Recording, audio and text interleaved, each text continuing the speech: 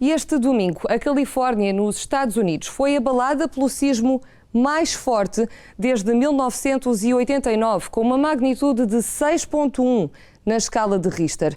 Vários edifícios históricos ficaram destruídos e há a registar mais de 90 feridos.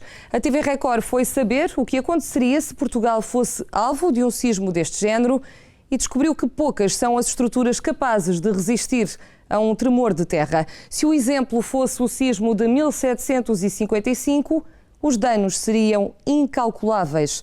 Uma reportagem exclusiva do Fala Portugal. Lisboa é hoje muito diferente dos retratos do século XVIII. As ruas direitas, os quarteirões desenhados a régua e esquadro fazem da Baixa um caso único em Portugal. Tudo graças ao sismo de 1755, que deixou a capital praticamente destruída, o que permitiu uma reconstrução sem o caos típico de uma cidade com centenas de anos. O abalo de 1755 foi o mais intenso da história moderna do nosso país. Ao todo, uma magnitude de 7 na escala de Richter, que foi sentido desde Lisboa até ao Algarve no dia 1 de novembro. Mas apesar disso, outros mais pequenos marcam a história recente do nosso país. Em 2007 e em 2009, 2 sismos foram sentidos em Lisboa, o primeiro durante a manhã e o segundo à noite.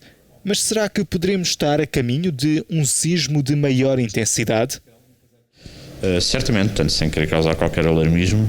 Portanto, uma das coisas que nós podemos tomar como garantido é que no futuro irão ocorrer sismos de grande dimensão, como os de 1755. Eu penso que é impossível dizer que um pequeno evita um grande, quer dizer.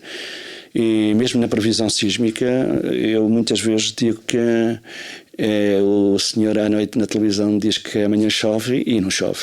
E estarão os edifícios portugueses preparados para resistir a um tremor de terra? As estruturas colapsam devido a muitas vezes a defeitos de construção e não propriamente de projeto. Portanto, a questão da fiscalização é uma questão que se coloca muito e, portanto, nós não podemos garantir que as estruturas cumprem todas a regulamentação.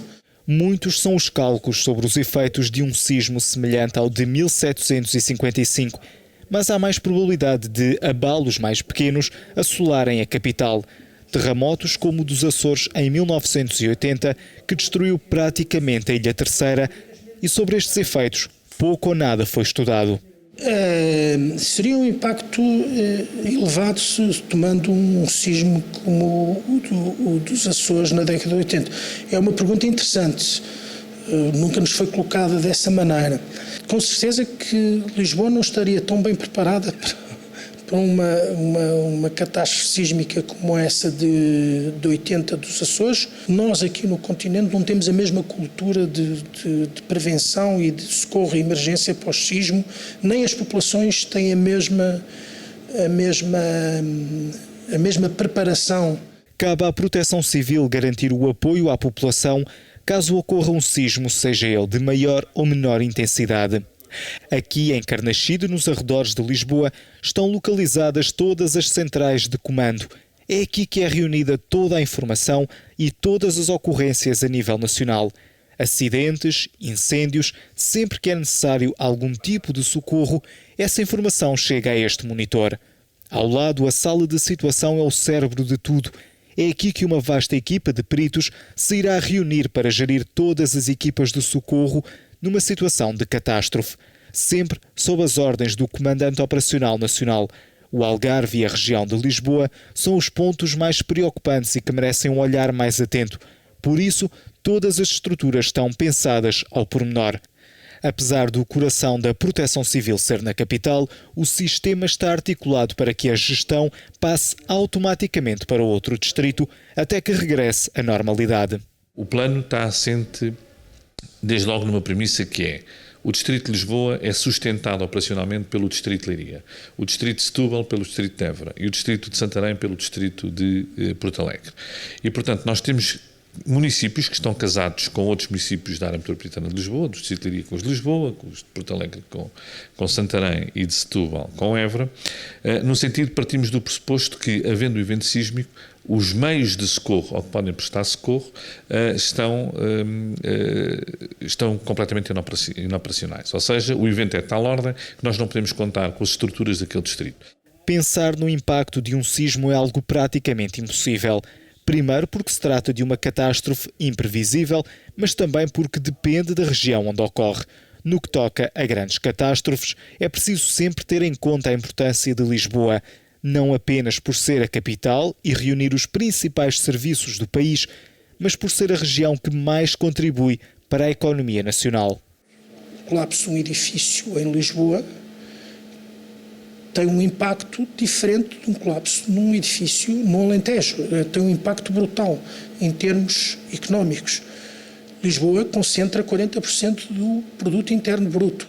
Apesar de tudo, Portugal é um país com risco moderado de sismo e todas as estruturas de socorro estão pensadas nesse pressuposto.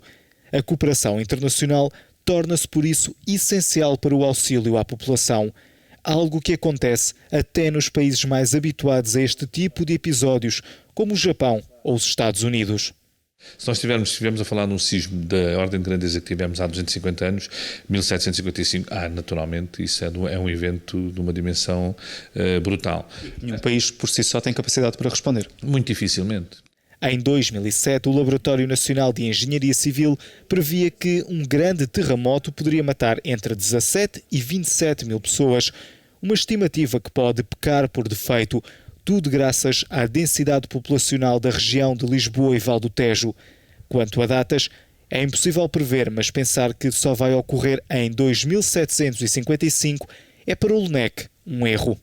Em 2010, todos os partidos votaram por unanimidade uma recomendação ao Governo para se criar com urgência um plano nacional com vários pontos decisivos, como a redução da vulnerabilidade sísmica, das infraestruturas hospitalares, escolares, governamentais, entre outras. Tudo para evitar que, caso a história se repita, os principais edifícios fiquem completamente inoperacionais. A verdade é que apenas a Assembleia da República viu o seu edifício reforçado. Os principais hospitais de Lisboa continuam vulneráveis a um evento sísmico grave.